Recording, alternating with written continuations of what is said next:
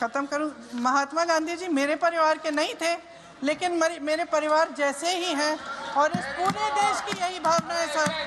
No, very good sir, इस पूरे देश की यही भावना है। नो, मान्य सर आखिरी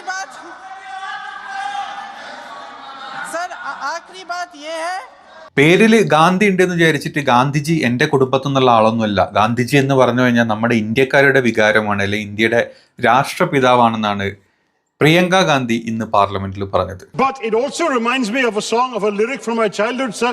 मेरे बचपन में ये गाते थे, देखो ये दीवानो ये काम मत करो, राम का नाम बदनाम मत करो. And in this particular case it's a real. ഇതേ സമയത്ത് ശശി തരൂർ പറഞ്ഞത് രാമരാജ്യം ഉണ്ടാക്കണമെങ്കിൽ പദ്ധതികളിൽ ഗാന്ധിജിയുടെ പേര് വെട്ടി രാമന്റെ പേരാക്കുകയല്ല വേണ്ടത്. ഗാന്ധിജി രാമരാജ്യം വേണം എന്നുദ്ദേശിച്ചത് നമ്മുടെ ഗ്രാമങ്ങളിൽ നിന്നും രാമന്റെ, അതായത് ശ്രീരാമന്റെ ഒരു രാജ്യഭരണത്തിന് മര്യാദാ പുരുഷോത്തമനായിട്ടുള്ള ആളുടെ ചിന്തകൾ അല്ലെങ്കിൽ അത് അയാളുടെ ആദർശങ്ങളാണ് മുന്നോട്ട് കൊണ്ടുവരേണ്ടത്. അല്ലാണ്ട് രാഷ്ട്രീയപരമായിട്ട് രാമൻ എന്നുള്ളടത്തും കയറ്റാനല്ല നമ്മുടെ മഹാത്മാഗാന്ധി പറഞ്ഞത്. അതുകൊണ്ട് ഗാന്ധിജിയുടെ പേര് വെട്ടണം, അല്ലെങ്കിൽ മഹാത്മാവിന്റെ പേര് വെട്ടിട്ട് രാമനെ ചേർക്കുന്നതല്ല രാമരാജ്യം എന്നും ശക്തമായിട്ട് തന്നെ ശശി തരൂർ എന്ന് പറഞ്ഞു. നമ്മൾ ഇന്നലെ ഒരു വീഡിയോ ചെയ്തിരുന്നില്ല ഈ തൊഴിലുറപ്പിന്റെ പേര് മാറ്റുന്നതിനെ പറ്റിയിട്ട്. ഇന്ന് പാർലമെന്റിൽ ഈ ഒരു ബില്ല് അവതരിപ്പിച്ചിട്ടോ. ഈ ബില്ല് അവതരിപ്പിച്ച സമയത്ത് നമ്മുടെ പ്രതിപക്ഷത്ത് നിന്ന് ഇരുന്നിട്ട് പല നേതാക്കളും, അതിൽ ഇൻക്ലൂഡിങ് ശശി തരൂർ വരെ ഉണ്ട്. കാരണം ശശി തരൂർ ഇപ്പം എന്തുണ്ടെങ്കിലും കോൺഗ്രസിനെതിരെ, അതല്ലെങ്കിൽ നമ്മുടെ പ്രധാനമന്ത്രി താടിജിയുടെ താടി വാഴ്ത്തിപ്പാടുന്ന ഒരാളായി മാറിയിട്ടുണ്ട്. എങ്കിൽ മഹാത്മാഗാന്ധിനെ തൊട്ട്, അല്ലെ മഹാത്മാഗാന്ധിനെ വരെ ഈ ഒരു തൊഴിലുറപ്പിന്റെ പേരിന്ന് മാറ്റണം എന്നുണ്ടെങ്കിൽ അതിന് എതിർത്ത് ശശി തരൂർ മുന്നോട്ട് വന്നിട്ടുണ്ട്. Rooted in the empowerment of villages and his unwavering faith in Gram Swaraj was part of his vision of Ram Rajya. So the original act, by bearing his name, acknowledged this profound connection that true employment guarantee and upliftment must flow from the grassroots, embodying his principle of the last man first. To remove the name Mahatma Gandhi is to strip the bill of its moral compass and its historical legitimacy, and then to have two languages in the title just to make the acronym J Ramji is not just a violation of Article 348 as pointed out in the previous discussion. Ram Rajya എന്ന് പറഞ്ഞാൽ രാമന്റെ പേര് കയറ്റലല്ല, അതിനു പകരം രാമന്റെ ആദർശങ്ങൾ അങ്ങ് ഗ്രാമങ്ങളിൽ നിന്ന് കൊണ്ടുവരാനാണ് ഗാന്ധിജി ഉദ്ദേശിച്ചതല്ല, നിങ്ങളെപ്പോലെ രാഷ്ട്രീയ രാമനെ കയറ്റി കളിക്കലല്ല എന്ന് വ്യക്തമായിട്ട് പാർലമെന്റിൽ മറുപടിയും കൊടുത്തിട്ടുണ്ട്. പുതിയ തൊഴിലുറപ്പിന്റെ പേരായിട്ട് ഇവർ മുന്നോട്ട് വെച്ചത് BVG റാംജി എന്നാണ്. രാമനെ കണ്ടപ്പോൾ തന്നെ എല്ലാ സംഘിക്കൂട്ടങ്ങൾക്കും സമാധാനമായി. രാമരാജ്യത്തിന്റെ തുടക്കമാണ്, നമ്മൾ സകല പദ്ധതികളും രാമനെ കയറ്റിക്കൊണ്ടിരിക്കുകയാണ്. അതായത് പള്ളിപ്പറമ്പിൽ രാമനെ പ്രതിഷ്ഠിച്ച സമയം മുതൽ എവിടെയൊക്കെ രാമനെ കയറ്റാൻ പറ്റും അവിടെയൊക്കെ നമ്മൾ രാമനെ കയറ്റിക്കൊണ്ടിരിക്കുന്നുണ്ട്.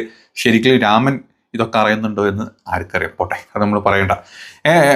അത് ഒരു സൈഡിലൂടെ നടന്നുകൊണ്ടിരിക്കുമ്പോഴാണ് നമ്മുടെ BVG റാംജിയുടെ മുൻ പേര് നിങ്ങൾക്ക് എല്ലാവർക്കും അറിയുന്ന കാര്യമാണ്. ആ തൊഴിലുറപ്പ് പദ്ധതിയുടെ മുൻ പേര് MGNREGA ആണെന്ന് എല്ലാവർക്കും അറിയാം. അതായത് മഹാത്മാഗാന്ധി ദേശീയ ഗ്രാമീണ തൊഴിലുറപ്പ് നിയമം. ഈ നിയമത്തിന്റെ അണ്ടറിലായിരുന്നു ഇതുണ്ടായിരുന്നത്, അല്ലെ? UPA സർക്കാർ 2005 കൊണ്ടുവന്നിട്ടുള്ള ഒരു പദ്ധതി. അപ്പൊ ഇതിലോട്ട് ഇവിടെ മഹാത്മാഗാന്ധിയാണല്ലോ, UPA സർക്കാരാണല്ലോ, അതുകൊണ്ട് രാമനെ കയറ്റി നമ്മുടെ മോദിജി കൊണ്ടുവന്ന പുതിയ എന്തോ ഒരു സംഭവമാക്കണമെങ്കിൽ അടിമുടി മാറ്റിയേ പറ്റൂ എന്നുള്ള കൂരിട്ട് ബുദ്ധി, കൂർമ്മ ബുദ്ധി ഈ പറഞ്ഞ സംഖ്യവാണങ്ങളുടെ കയ്യിലുള്ളത് കൊണ്ട് തന്നെയാണ് ഇങ്ങനെ ഒരു മാറ്റം കൊണ്ടുവരണം എന്നും പറഞ്ഞിട്ട് ഇന്ന് ഈ പറഞ്ഞ പാർലമെന്റിലോട്ട് ഈ ഒരു ബില്ല് അവതരിപ്പിച്ചത്. ബില്ലിനെതിരെ എല്ലാവരും ശക്തമായിട്ട് തന്നെ പറഞ്ഞിട്ടുണ്ട്. പ്രിയങ്ക ഗാന്ധി പറഞ്ഞതായിരുന്നു ഏറ്റവും രസം. ശശി തരൂരിനെ നമ്മൾ പറഞ്ഞു എന്താണ് പറഞ്ഞത് എന്നുള്ളത്.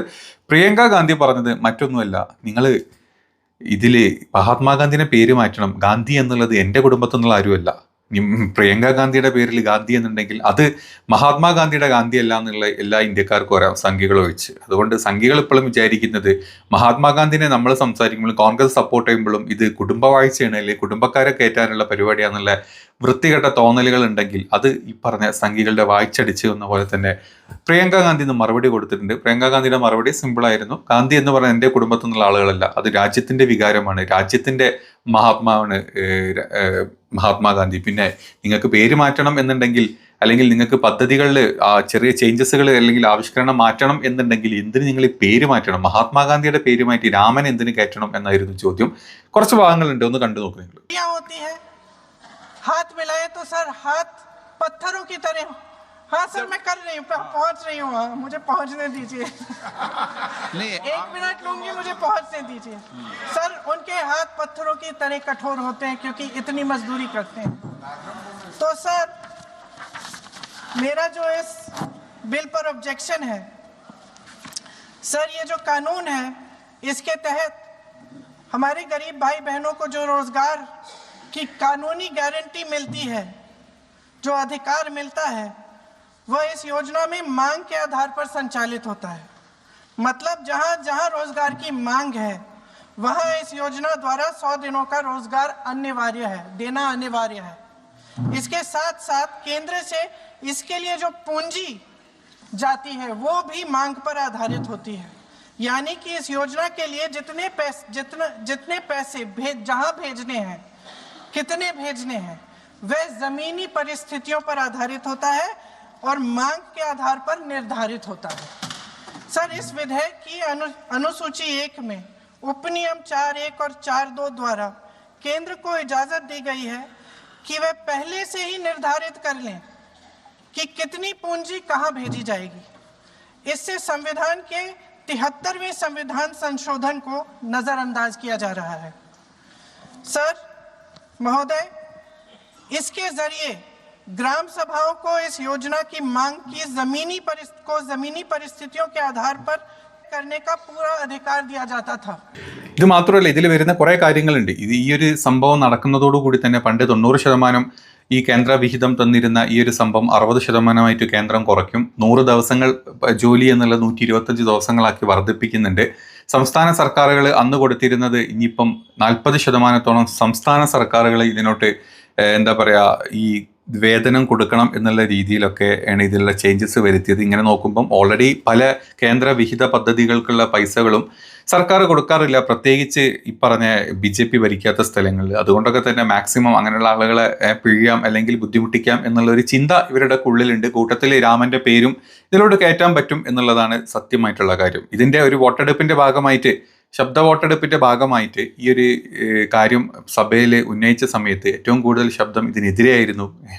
എങ്കിലും ഓം ബിർള അത് കേട്ടില്ല. അവിടെ കമ്പിളിപ്പുതപ്പ് എന്നുള്ള ഒരു സംഭവമാക്കി ഓം ബിർള ഭരണപക്ഷത്തിൻ്റെ ബഹളം മാത്രം കേട്ടു, അതല്ലെങ്കിൽ പ്രതിപക്ഷത്തിൻ്റെ ബഹളം കേട്ടില്ല എന്ന് നടിച്ചിട്ട് ഇതിനുള്ള അപ്രൂവൽ കൊടുക്കുന്ന രീതിയിലായിരുന്നു നമ്മുടെ സ്പീക്കറുടെ സൈഡിൽ നിന്നുള്ള ഒരു സപ്പോർട്ട്. राष्ट्रीय एक ही विधेयक को पुनर्स्थापित करने की अनुमति प्रदान की जाए। जो सदस्य इसके पक्ष में हाँ कहें, जो सदस्य विरोध में ना कहें। मेरे विचार में निर्णय हाँ वालों के पक्ष में हुआ, हाँ वालों के पक्ष में हुआ, अनुमति प्रदान की जाती है। माननीय मंत्री जी विधेयक को पुनर्स्थापित करें। माननीय अध्यक्ष महोदय, मैं विधेयक को पुनर्स्थापित करता हूँ। सभा की कार्रवाई आज दिनांक 2 बजे तक के लिए स्थगित की जाती है। പിന്നെ പ്രിയങ്ക മുന്നോട്ട് വെച്ചിട്ടുള്ള ഒരു കാര്യം, ഇത് പെട്ടെന്ന് പൊടുന്നനെ വന്നിട്ട് പേര് മാറ്റണം, രാമനെ കയറ്റണം, അതല്ലെങ്കിൽ ഇതിൽ ഇത്രത്തെ ചേഞ്ചസ് വരുത്തണം എന്ന് പറഞ്ഞു കഴിഞ്ഞാൽ നടക്കുന്ന കാര്യമില്ല. അത് പാർലമെന്ററി സ്റ്റാൻഡിംഗ് കമ്മിറ്റിക്ക് വിട്ടുകൊടുത്തിട്ട് അവിടെ ഉള്ളൊരു വിശദീകരണം അല്ലെങ്കിൽ പൂർണ്ണമായിട്ട് സ്റ്റഡി ചെയ്തിട്ട് വേണം ഇത് ചെയ്യണം എന്നുള്ള പക്വതയാർന്നിട്ടുള്ള അല്ലെങ്കിൽ ഏറ്റവും ബെസ്റ്റ് ആയിട്ടുള്ള ഒരു കാര്യമായിരുന്നു പ്രിയങ്ക ഇന്ന് പാർലമെന്റിൽ സംസാരിച്ചിട്ടുള്ളത്. सर ये सही बात है कि अभी तक जो बकाया है वो ही पूरा नहीं हुआ है। माननीय सदस्यगणों, मैं आपसे सर आखिरी बात ये है सर कि हर योजना का नाम बदलने की जो सनक है ये समझ में नहीं आती है। सर जब ये किया जाता है, जब ये किया जाता है तो सरकार केंद्र को पैसे खर्चने पड़ते हैं। माननीय सदस्यों, मैं आपसे आग्रह करता हूं, ये सर आप पोस्टर रख दे नीचे। ये रख दूं? नहीं, आप पीछे वाले माननीय सदस्य, आप 72 में नियम में विरोध कर दें आप। सर आखिरी पॉइंट है कि बिना चर्चा के, बिना इस सदन की सलाह लिए इस तरह से जल्दी में विधेयक को पास नहीं होना चाहिए। सर ये विधेयक वापस लिया जाना चाहिए। इसके बदले में सरकार को एक नया विधेयक पेश करना चाहिए। ഇതിൻ്റെ ഇടയിൽ നമ്മുടെ കിരൺ റിജു വന്നിട്ട് മറ്റൊരു വിഡ്ഢിത്തം അതിൻ്റെ ഇടയിൽ ഒന്ന് പറഞ്ഞു. അതായത് കിരൺ റിജുവിൻ്റെ പ്രസ്താവന എങ്ങനെയായിരുന്നു? പ്രതിപക്ഷ നേതാക്കൾ സമയം പാഴാക്കുന്നത് എന്തിന്? ബില്ലിൻ്റെ അവതരണ ഘട്ടത്തിൽ ഇത്രയും ദീർഘമായ പ്രസംഗങ്ങൾ ആവശ്യം എന്താണ്? പാർലമെന്റ് കാര്യമന്ത്രി റിജു പറഞ്ഞതാണ്.